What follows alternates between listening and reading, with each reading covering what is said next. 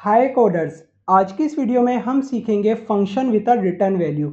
हम अपने फंक्शन के अंदर वैल्यू को रिटर्न किस तरीके से करते हैं और इसमें और पैरामीटराइज फंक्शन में क्या फ़र्क होता है। इसके लिए हम सीधा चलते हैं अपने ब्राउज़र में और मैं आपको डिफरेंस समझाता हूँ। पहले हमने लास्ट वीडियो में समझा था, एक हम पैरामीटराइज फंक्शन बनाए थे जिसमें हमने दो पैरामीटर पास किए थे और सिंपली उसका एडिशन करके हम उसको सिंपली कंसोल की स्क्रीन पर प्रिंट करवा रहे थे, जिसके अंदर मैंने आर्ग्यूमेंट में दो वैल्यूज़ दी हैं। तो जैसे ही मैं इंटर कर रहा हूँ तो यहाँ पे हमारा रिजल्ट जो है प्रिंट हो रहा है। लेकिन इसमें और रिटर्न स्टेटमेंट में क्या डिफरेंस है, अगर हमारे पास इसके अंदर जो भी रिजल्ट है उसको हम अंदर तो फंक्शन के यूज़ कर सकते हैं, यहाँ पे मैंने कंसोल की स्क्रीन पर प्रिंट करवाया। लेकिन इसको अगर हम बाहर यूज़ करना चाहें तो वो कैसे करेंगे, वो हम इसकी तरीके से पैरामीटराइज तरीके से बिल्कुल भी नहीं यूज़ कर सकते। यहाँ पे अगर मैं लिखूंगा console.log तो आप देखेंगे सम मैंने लिखा है। जैसे ही मैं इंटर प्रेस करूंगा तो यहाँ पे हमारे पास आ जाएगा error, sum is not defined. Sum define ही नहीं है। तो ये इसलिए है क्योंकि हमारा जो सम वेरिएबल है वो फंक्शन के अंदर लिखा हुआ है, तो वो फंक्शन के अंदर रहेगा और उसका बाहर हम उसके रिजल्ट को यूज़ नहीं कर सकते। तो इसके लिए हम क्या करेंगे, इस सिंपली सम वेरिएबल को रिटर्न करवाएंगे। वो किस तरीके से होता है, यहाँ पे हमने कंसोल की स्क्रीन पे प्रिंट करवाने की जगह लिखेंगे रिटर्न। रिटर्न के अंदर हम क्या करेंगे, सम को रिटर्न करवाएंगे। जैसे ही हम सम को रिटर्न करवाएंगे इसकी जो भी वैल्यू होगी वो सिंपली जहाँ पे हम फंक्शन को कॉल कर रहे हैं इस वेरिएबल से स्विच हो जाएगी। इसकी जगह हमारी वैल्यूज आ जाएंगी। जो भी ये नेम लिखा हुआ है ना, इसकी जगह हमारी वैल्यू आ गई। तो इसको अब मैं सेव करवा रहा हूँ।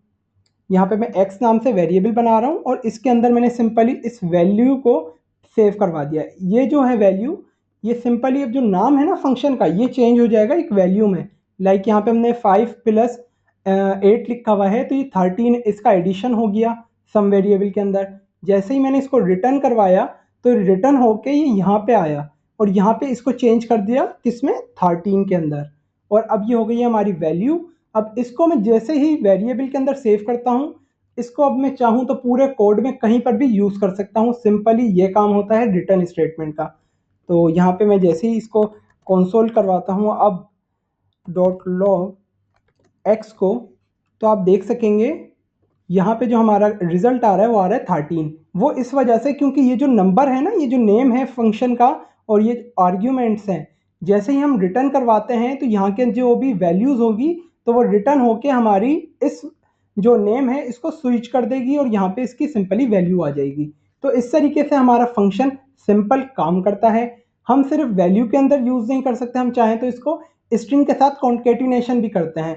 तो वो भी मैं आपको एक करके दिखाता हूँ। सेम एक फंक्शन क्रिएट करते हैं, इसको हम कमेंट कर देते हैं और यहाँ पे मैं एक फंक्शन क्रिएट कर रहा हूँ जिसमें मैं ग्रीटिंग लिख देता हूँ, मतलब ग्रीट लिख देता हूँ और यहाँ पे सिंपली उसको मैं वेरिएबल नेम दे रहा हूँ, पैरामीटर नेम। और इसके अंदर जो भी है हम अपना कोड लिखेंगे। मैं कुछ भी लिख रहा हूँ, रिटर्न करवाता हूँ मैं एक स्ट्रिंग हो, स्ट्रिंग के इसके साथ हो एक कॉन्केटिनेशन हो वेरिएबल के साथ इस हेलो नेम और सिंपली यहाँ पे हमारा सेंटेंस कंप्लीट होता है। इसको मैंने एक स्ट्रिंग है जिसको कॉन्केटिनेशन करवाया है इस नेम के साथ और इसको मैंने रिटर्न करवाया है। तो जैसे ही मैं इसको रिटर्न करवाऊँगा तो ये हमारे पास वेरिएबल ए नाम से बना रहा हूँ मैं और ग्रीट जो भी फंक्शन का नेम है यहाँ पर वैल्यू हमारी रिटर्न हो जाएगी। और रिटर्न हो जाएगी तो यहाँ पे मैं नेम देना चाहता हूँ तो मैं हेलो कोडर्स लिख देता हूँ। हेलो कोडर्स जो है हमारे पास स्ट्रिंग हो गई। अब समझें, ये जो वैल्यू है हमारे पास जो भी हम आर्ग्यूमेंट में दे रहे हैं वो इस पैरामीटर में जाकर इसके अंदर वैल्यू में सेव हो जाएगी। और जो रिटर्न वैल्यू है, जैसे ही हम रिटर्न यूज़ करते हैं तो वो सिंपली उस वैल्यू जहाँ पे हमने उसको कॉल किया होता है फंक्शन को, वहाँ पर आ जाता है। और इधर यहाँ पे हमारे पास इसके अंदर रिटर्न जो भी हमने स्टेटमेंट दी होती है वो सिंपली इसको स्विच कर देगी और इसको हम सिंपली प्रिंट करवा सकते हैं। मैंने जैसे कंसोल लॉग ए लिखूंगा, यहाँ पे इसको क्लियर करते हैं और जैसे मैं रन कर रहा हूँ तो देखिए आप यहाँ पे स्ट्रिंग है जिसमें लिखा हुआ आ रहा है हेलो कोडर्स। तो इस तरीके से सिंपल हमारा जो कॉन्केटिनेशन के साथ हमारा रिटर्न फंक्शन काम करता है। तो आपके लिए मेरे पास एक छोटा सा टास्क है। तो इस टास्क के अंदर आपने करना क्या होगा, एक सिंपली BMI कैलकुलेटर बनाना होगा। BMI कैलकुलेटर क्या होता है ये मैं सिंपली आपको बता देता हूँ और इसका फॉर्मूला भी दिखाता हूँ। आपने क्या करना है, सिंपली दो वैल्यूज लेनी है, दो आर्ग्यूमेंट में नंबर्स पास करने हैं, एक होगा वेट और दूसरा होगा हाइट का स्क्वायर। लाइक 2 दफ़ा हाइट स्क्वायर आप लिख सकते हैं। तो सिंपली आपने ये पैरामीटर में पास करनी है और इस फॉर्मूला को यूज़ करके आपने हमें जो वैल्यू है BMI की वो रिटर्न करवानी है। बिल्कुल सिंपल है। आपने एक फंक्शन क्रिएट करना है जिसके अंदर दो पैरामीटर पास करेंगे, वेट और हाइट का, और सिंपली इस जो फॉर्मूला है इसको यूज़ करते हुए आपने BMI की वैल्यू को रिटर्न करवाना है और कंसोल की स्क्रीन पे उसको प्रिंट करवाना है। तो BMI का सिंपल मतलब ये होता है बॉडी मास इंडेक्स। इसका मतलब हमारे जो वेट है और हाइट है उसके लिहाज से हमारे अंदर कितना फैट है, ये सिंपली वो कैलकुलेट करता है। हम देंगे इसमें अपना वेट और हाइट देंगे तो ये हमारे अंदर जितना भी फैट होगा वो कैलकुलेट करके बताता है। तो इसके लिए पॉज करें वीडियो को और इस चैलेंज को कंप्लीट करके देखें एक दफ़ा। आई होप आपने कंप्लीट कर लिया होगा। इसके लिए हम ब्राउज़र में आएंगे, यहाँ पे एक फंक्शन क्रिएट कर रहा हूँ मैं, कैलकुलेट BMI। सिंपली इसके अंदर हम क्या करेंगे, दो पैरामीटर्स लेंगे, एक होगा वेट और दूसरा होगा हाइट। तो वेट कॉमा हाइट लिखा है मैंने यहाँ पे पैरामीटर्स में।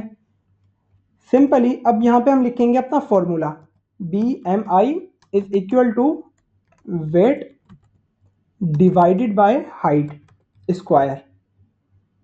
तो हाइट स्क्वायर के लिए क्या करूँगा, हाइट इंटू हाइट करूँगा तो हमारा हाइट स्क्वायर मिल जाएगा हमें। लेकिन यहाँ पे आपको एक बात नोट करनी है, जब भी हमारे पास कुछ ऐसी सिचुएशन आती है तो हमारे पास बोर्ड मास जो होता है, जो रूल होता है वो यूज़ होता है। लाइक पहले डिवीजन होगी उसके बाद मल्टीप्लिकेशन, लेकिन हम चाहते हैं पहले मल्टीप्लिकेशन हो इन दोनों की आपस में, तो हम यहाँ पे सिंपली लगाएंगे ब्रैकेट्स। जैसे ही हम ब्रैकेट्स लगाते हैं तो पहले हमारी जो ब्रैकेट्स होते हैं वो सॉल्व होते हैं, उसके बाद डिवीजन होती है इनकी एडिशन होने के बाद, और हम सिंपली इसको रिटर्न करवाएंगे। तो रिटर्न हम क्या करवाएंगे, इस वेरिएबल को, लाइक इस रिजल्ट को। जैसे ही मैंने इस रिजल्ट को रिटर्न करवाया तो ये हमारे पास कहाँ पे आएगा, सिंपली इसका जहाँ पे भी मैं इसको कॉल करूँगा तो मैं यहाँ पे लिखूँगा कैलकुलेटर BMI, और यहाँ पर मैं दो चीज़ें पास करूँगा, एक वेट पास करूँगा और एक हाइट स्क्वायर पास करूँगा। तो वेट यहाँ पे मैं 70 पास कर देता हूँ, और सिंपली हाइट जो है हमने मीटर में देनी है। तो हाइट अगर हम मीटर में देंगे, अगर आपकी 5/5 है, 5/7 है, तो उसको मीटर में जब कन्वर्ट करेंगे तो वो कुछ इस तरीके से होगा, 1.78 या 1.79, इस तरीके से हम कैलकुलेट करते हैं तो मीटर में। और सिंपली अब यहाँ पे हमारे पास BMI कैलकुलेशन मिल जाएगी, लेकिन वो हमें शो नहीं होगी। इसके लिए शो करवाने के लिए हम क्या करेंगे, सिंपली यहाँ पर लिखेंगे वेरिएबल, जिसके अंदर मैं इस रिटर्न की जो भी हमारी वैल्यू मिली है हमें रिटर्न होके उसको सेव करवाऊंगा। तो यहाँ पे मैं रिजल्ट के नाम से सेव करवाता हूँ, रिजल्ट इक्वल टू, और ये, और फिर सिंपली इसको हम वो करवाते हैं, कंसोल की स्क्रीन में शो करवाता हूँ रिजल्ट।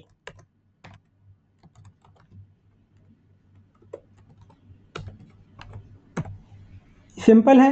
अब इसको कंसोल की स्क्रीन को हम क्लियर कर देते हैं, और यहाँ पे जैसे ही मैं रन करूँगा तो वेट इज़ नॉट डिफाइंड, यहाँ पे हमारे पास सिंपली इन दोनों का जो नाम है वो मैच करना चाहिए। सिंपल है। और इस हाइट को भी हम कंफर्म कर लेते हैं। सिंपल। इसके बाद जैसे मैं एंटर प्रेस करूँगा तो यहाँ पे हमारा कैलकुलेट करके BMI जितना भी हमारा बॉडी वेट है, लाइक हमारी अगर 70 हमारा वेट है और हमारी जो हाइट है 1.78 मीटर्स है, तो हमारा जो बॉडी फैट है हमारी बॉडी के अंदर वो 22.00 कुछ इस तरीके से है। तो इस तरीके से हम इस सिंपल कैलकुलेटर बनाते हैं। यहाँ पर मैं आपको दो तीन चीज़ें और भी समझाना चाहता हूँ। सिंपल मैथमेटिकल जब भी हम जो भी परफॉर्म करते हैं कैलकुलेशंस, तो यहाँ पे आप देख सकते हैं पहले तो इसका राउंड ऑफ नहीं है, लाइक 22 पॉइंट्स में वैल्यूज़ हैं, तो इस पॉइंट्स को ख़त्म करने के लिए मैं क्या करूँगा, यहाँ पे एक मैथ का फंक्शन होता है, मैथ लिखेंगे, मैथ कैपिटल लेटर में लिखेंगे, dot round of. Round of आपने बचपन में पढ़ा होगा, राउंड ऑफ करते हैं हम। अगर ज़ीरो से लेकर 4 तक वैल्यूज़ होती हैं तो कम हो जाती है, और अगर इससे ज़्यादा होती है तो वैल्यू आगे बढ़ जाती है। तो हम सिंपली ये लिख के, हम जैसे ही मैं एंटर करूँगा, इसको क्लियर कर देता हूँ। जैसे मैं एंटर कर रहा हूँ तो यहाँ पे देखें 22 मुझे वैल्यू मिल रही है, ये राउंड ऑफ होके मिल रही है। इसी तरीके से मैं हाइट है इसका स्क्वायर ले रहा हूँ, तो अगर मैं चाहूँ इसका मैथमेटिकल फॉर्मूला यूज़ करूँ तो वो मैं क्या करूँगा, सिंपली मैथ लिखूँगा, डॉट पावर, ये एक फंक्शन होता है जिसके अंदर हम लगाते हैं बेस और एक्सपोनेंट। तो ये हमारी जो फर्स्ट वैल्यू होती है ये होती है हमारी बेस, और जो सेकंड वैल्यू होती है वो हमारी होती है एक्सपोनेंट। वो किस तरीके से, हम यहाँ पे लिखेंगे कॉमा और यहाँ पर हम देंगे इस वैल्यू को 2, लाइक हमारी जो हाइट है उसका स्क्वायर कर दे। अब जैसे ही मैं इसको सेव करके एंटर करूँगा तो आप यहाँ पे देख सकते हैं 22 हमें सेम रिजल्ट मिला है, लेकिन ये एक इस मैथमेटिकल फॉर्मूले के थ्रू। लाइक अगर यहाँ पे मैं 3 लिखूंगा तो इसका मतलब हो जाएगा इसका क्यूब कर देगा हाइट का। ये देखें, अब जैसे ही मैं एंटर करूंगा तो यहाँ पे हमें 12 मिल रहा है। तो इस तरीके से सिंपल मैथमेटिकल फॉर्मूले यूज होते हैं, और इस तरीके से हमारी जो रिटर्न फंक्शन है, आई होप आपने ये रिटर्न स्टेटमेंट अच्छी तरीके से समझ लिया होगा। हमारी रिटर्न वैल्यू आती है और कहाँ पे आती है, यहाँ पे जहाँ पे हम फंक्शन का नेम लिखते हैं, और सिंपली हम इसको वेरिएबल के अंदर सेव करवा के उसको अपने पूरे कोड के अंदर इसकी वैल्यू को कहीं पर भी यूज करना हुआ तो वो हम इजीली यूज कर सकते हैं। आई होप आपको इस वीडियो में कुछ नया सीखने को मिला होगा। अगर मिला हो तो प्लीज़ इस वीडियो को लाइक और हमारे चैनल को सब्सक्राइब करिएगा। मिलते हैं नेक्स्ट वीडियो में।